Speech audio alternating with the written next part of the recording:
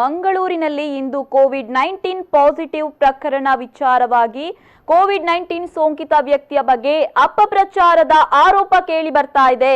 ಸೋಂಕಿತ ವ್ಯಕ್ತಿ cable operator ಎಂದು ಹರಿದಾಡ್ತಾ ಇದೆ ಸುದ್ದಿ.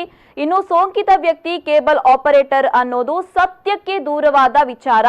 ಕೇಬಲ್ ಆಪರೇಟರ್ ಬಳಿ ಟೆಕ್ನಿಷಿಯನ್ ಆಗಿ ಕೆಲಸವನ್ನ ಮಾಡ್ತಾ ಇದ್ರು. ಫರ್ಸ್ಟ್ನೆuro ಆಸ್ಪತ್ರೆ ಸಂಪರ್ಕದ ಸೋಂಕಿತರಿಂದ ತಗುಲಿದೆ ಈ ಸೋಂಕು ಅನ್ನುವಂತಹ ಮಾಹಿತಿ ಲಭ್ಯವಾಗಿದೆ.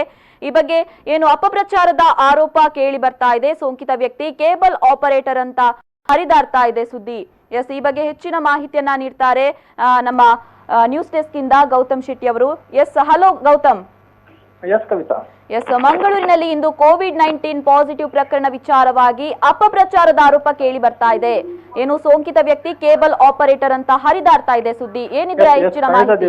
ಏನು ಅಂತ ಹೇಳಿದ್ರೆ, ಇವತ್ತು ಪತ್ತೆಯಾಗಿರುವಂತಹ ಪ್ರಕರಣಕ್ಕೆ ಸಂಬಂಧಪಟ್ಟ ಹಾಗೆ ಅಂದ್ರೆ ನಾವು ಗಮನಿಸಬಹುದು, ಕೇವಲ ಇವತ್ತಿನ ಒಂದು ವಿಚಾರ ಅಂತಲ್ಲ, ಈ ಹಿಂದೆ ಕೂಡ ಅನೇಕ ಪ್ರಕರಣಗಳಲ್ಲಿ ಈ ರೀತಿ ಸುಳ್ಳು ಸುದ್ದಿಗಳು, ವದಂತಿಗಳು ಹರಿದಾಡ್ತಾ ಇರುವಂತಹ ವಿಚಾರವನ್ನ ನಾವು ಗಮನಿಸಿದ್ದೇವೆ.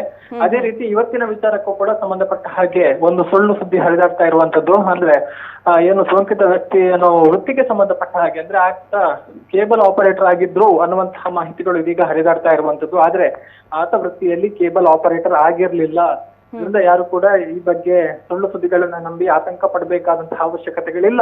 ಯಾಕಂತ ಹೇಳಿದ್ರೆ ಆತ ವೃತ್ತಿಯನ್ನ ಏನು ಮಾಡ್ತಾ ಇದ್ರು, ಕೇಬಲ್ ಆಪರೇಟರ್ ಬಳಿ ಕೆಲಸವನ್ನ ಮಾಡ್ತಾ ಇದ್ರು ಅಷ್ಟೇ. ಆದ್ರೆ ಆತ ಕೇಬಲ್ ಆಪರೇಟರ್ ಆಗಿರ್ಲಿಲ್ಲ ಅನ್ನುವಂಥದ್ದು. ಇದರಿಂದಾಗಿ ಕೆಲ ಭಾಗದ ಜನರು ಈಗ ಆತಂಕಕ್ಕೆ ಒಳಗಾಗಿದ್ದಾರೆ. ನಮ್ಮ ಕತೆ ಏನು ಅನ್ನುವಂತ ನಿಟ್ಟಿನಲ್ಲಿ ಭಯಭೀತರಾಗಿದ್ದಾರೆ.